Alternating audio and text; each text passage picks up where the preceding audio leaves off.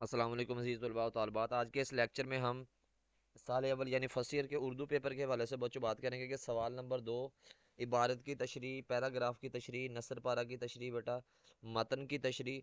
यानी आपको असबाक के अंदर से बच्चे जो पैराग्राफ जो मतन जो इबारत दी जाती है उसकी तशरीह करने का जो तरीका है, उसकी की तशरीह कितनी होनी चाहिए, किस हिस्से से कितने नंबर मिलते हैं बेटा, वो आज के इस लेक्चर में हम पढ़ेंगे। तो आप लेक्चर को मुकम्मल सुने और लेक्चर को इख्तिताम तक आप मेरे साथ साथ आप ज़हन नशीं करते जाएं और सुनते जाएं। जी बच्चों, आपको किताब के 14 सबाक है। 14 सबाक में से बच्चों हमने अक्सर देखा है कि जो पिछले सालों में जो पेपर आए हैं बोर्ड में, उसमें बेटा जो पहले 7 असबाक हैं वहाँ से एक नसर पारा, एक इबारत, एक पैराग्राफ आ जाता है बेटा, आगे वाले 7 में से एक आ जाता है। तो आप कोशिश करें कि पहले जो 7 हैं उसके जो इबारतें हैं, उसके पैराग्राफ हैं, वो अच्छे तरीके से तैयार करें। और उसको बेटा, अब आपको पैराग्राफ आ गया। अब पैराग्राफ बच्चों आएंगे पहले 7 में से एक, आगे वाले 7 में से एक। ये पहला 7 फर्स्ट हाफ, सेकंड हाफ, या पहले 7 दूसरे 7 बेटा, ये लाजमी नहीं है कि यही असूल हो कि बोर्ड का ऐसा कोई भी असूल नहीं कि फर्स्ट हाफ सेकंड हाफ। लेकिन बेटा जो हमने पेपर देखे हैं, पिछले सालाना पेपर देखे हैं, प्रीवियस पेपर देखे हैं, उसमें ऐसा ही है कि पहले 7 में से एक आया हुआ है और आगे वाले 7 में से एक आए हैं। तो इसलिए हम कोशिश बेटा करते हैं कि पहले जो 7 हैं, निस्फ आधा जो पहला है बच्चा, उसको हम अच्छे से तैयार करते हैं और उसी में से एक तकरीबन आ ही जाता है। अच्छा, अब इसका बेटा तरीका ये है, आपको सवाल नंबर आ गया, आपने यहाँ पे लिखना है सवाल नंबर 3 लिखें। सवाल नंबर 3 यहाँ पे आपने लिखा। सवाल नंबर 3 बच्चों आपने यहाँ पे लिखा। सवाल नंबर 3 लिखने के बाद नीचे लिखे नसर पारा की तशरीह। अब आपने ऊपर लिखा सवाल नंबर 3, नीचे बताया है कि वो पैराग्राफ की नसर पारा की तशरीह है। अब उसमें बेटा दो जुज होते हैं, अलिफ और बे जुज। यानी पहले 7 में से जो आएगा उसको अलिफ कहेंगे, आगे वाले 7 में से जो आएगा उसको बच्चों बे कहेंगे। तो आपने कौन से वाला करना है, उसकी आपने यहाँ पे लिखना है अलिफ जुज। अब उस पैराग्राफ के शुरू के 3-4 लफ्ज बेटा, दरमियान में 2-3 डॉट लगाए और आखिर के 2-3 लफ्ज बेटा लिखें, ताकि पेपर चेकर को आसानी हो कि कौन सा पैराग्राफ आप करना चाहते हैं और उसको क्वेश्चन पेपर या जो सवालिया पेपर है बच्चों वो देखना ना पड़े।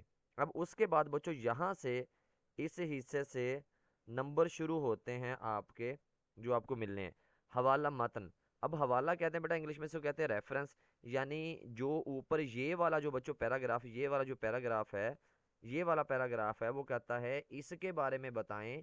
ये जो पैराग्राफ है इसको कहते हैं बेटा मतन या पैराग्राफ कह लें। हवाला से मुराद इसका रेफरेंस, यानी ये किस सबक में से आया है, इसके लिखने वाला कौन है, इसको हवाला कहेंगे। और मतन से मुराद बेटा ये जो पैराग्राफ है इसको मतन कहेंगे। अब आपने क्या लिखना है, यहाँ पे लिखें हवाला मतन। हवाला मतन के बाद नीचे बेटा लाइन लगाएं और नीचे लिखें सबक का उन्वान। यहाँ बेटा लफ्ज़ क्या लिखेंगे, उन्वान लिखेंगे, यहाँ पर लफ्ज़ नाम नहीं लिखेंगे। लफ्ज़ का बेटा सबक का उन्वान लिखा तो बच्चों आपको सबक का उन्वान लिखने पर बेटा यहाँ पर आपको एक नंबर यहाँ मिला। सबक का उन्वान लिखने का, आगे मुसन्निफ का नाम लिखा बेटा, एक नंबर आपको यहाँ से मिला। यानी हवाला मतन के 2 नंबर होते हैं। उसके बाद बेटा आप सिन्फ और माखज़ लिख रहे हैं, तो ये अच्छी बात है। इससे क्या होगा, अच्छा इंपैक्ट पड़ता है, अच्छा तासुर पड़ता है। पेपर चेकर पे बच्चों को सिन्फ भी का भी पता है, बच्चों को उसका बुनियादी माखज़ का भी पता है। अच्छा, उसके बाद बच्चों आगे आपका सियाको सबाक। सियाको सबाक के बच्चों नंबर होते हैं 3। आपने क्या करना होता है, सियाको सबाक का तरीका ये है कि जो पैराग्राफ आया है आपने वो बताना है सबसे पहले जुमले में कि तो ये इबारत सबक के इब्तिदा से, दरमियानी हिस्से से, इख्तिताम से आई। अगर तो दरमियानी हिस्से से है तो आपने दरमियानी हिस्से का जो पैराग्राफ आया है वो पैराग्राफ कहानी में से आप अलग करके उससे पहले जितनी कहानी बयान हुई है, उससे बेटा नीचे कहानी जितनी बयान हुई है, वो बेटा आपने मुख्तसर सी समरी 12 लाइनों में बच्चों आपने बयान करनी है। मगर पहले जुमला आपने ये लिखना है ये इबारत सबक के दरमियानी हिस्से से ली गई है या कहाँ से ली गई है बेटा, वो आपने लाजमी लिखना है। एक नंबर बच्चों आपको सबक का उन्वान का मिल गया, एक नंबर आपको यहाँ से मिला, एक नंबर बच्चों आपको यहाँ से मिला, 3 नंबर की ये है। अगर आप इसमें अहम अहम बातें सियाको सबाक में सारी लिखते हैं बेटा, तो क्या होगा, आपको 3 में से 3 नंबर भी इंशाल्लाह मिल सकते हैं। अच्छा याद रखें बेटा, सियाको सबाक में यहाँ पर बेटा आपने क्या लगाना है, 2 डॉट लगाने हैं। ये जितने भी मैंने हेडिंग दी है देखें आपने दो दो, दो डॉट बेटा लगाए हुए हैं और सामने से लिखना है। और इसके बाद बेटा आपका जो अगला हिस्सा है, इसकी तशरीह वाला जो हिस्सा है उसकी तरफ आते हैं बेटा। अब इसकी तशरीह वाला हिस्सा यहाँ पर है। अब आपने क्या करना है, इसकी तशरीह में यहाँ पे 2 डॉट लगाने हैं और आगे बेटा ये लामत लगाने, इसकी तशरीह करनी है। ये बात याद रखें, इसकी तशरीह के लिए आपने 5 सफ़ा तक तशरीह लिखनी होती है बेटा। इसकी तशरीह 1 नंबर बच्चों आपको यहाँ से मिला, 1 नंबर, 1 नंबर यहाँ से मिला 2, 3 नंबर यहाँ से 5 और 10 नंबर की बेटा तशरीह। अब 10 नंबर की तशरीह है तो 10 नंबर की तशरीह करने के लिए बेटा आपको 5 सफ़े चाहिए, यानी आपने एक सफ़े के 2 नंबर आपने शुमार करने कि आपको एक सफ़े के 2 नंबर मिलेंगे। और इसकी तशरीह के लिए बेटा आपने हर सफ़े पर 2 हवाले भी लिखने, यानी 5 सफ़ों की तशरीह हुई तो बेटा उसमें 10 हवाले हुए।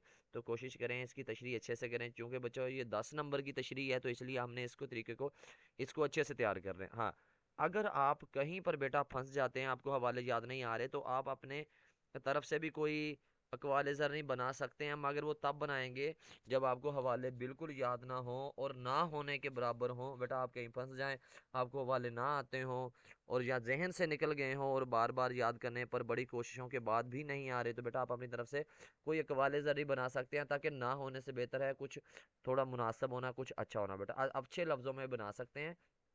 तो इस तरह बेटा ये इसकी इबारत की तशरीह करने का तरीका है, और ये सारी प्रेजेंटेशन मैंने आपके सामने बेटा बयान की है, सारी रख दी है।